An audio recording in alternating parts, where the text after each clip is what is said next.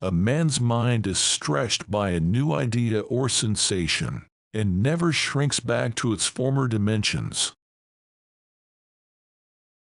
Oliver Wendell Holmes Jr., March 8, 1841 – March 6, 1935, was an American jurist and legal scholar who served as an Associate Justice of the U.S. Supreme Court from 1902 to 1932.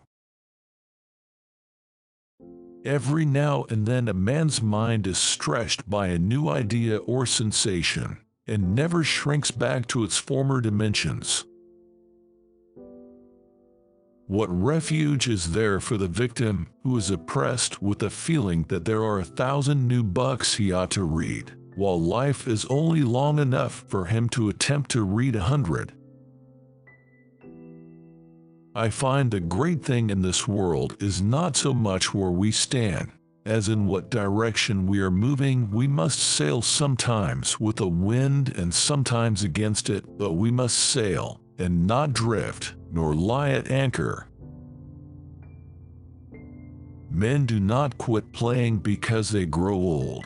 They grow old because they quit playing. The books we read should be chosen with great care, that they may be, as an Egyptian king wrote over his library, the medicines of the soul. The best of a book is not the thought which it contains, but the thought which it suggests. Just as the charm of music dwells not in the tones but in the echoes of our hearts. The morning cup of coffee has an exhilaration about it which the cheering influence of the afternoon or evening cup of tea cannot be expected to reproduce. For the simplicity on this side of complexity, I wouldn't give you a figure, but for the simplicity on the other side of complexity, for that I would give you anything I have.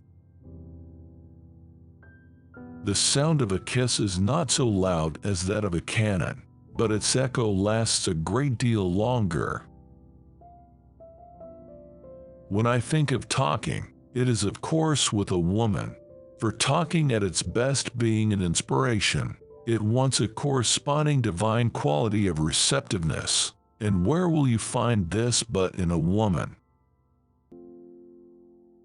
The mind of a bigot is like the pupil of the eye. The more light you shine on it, the more it will contract.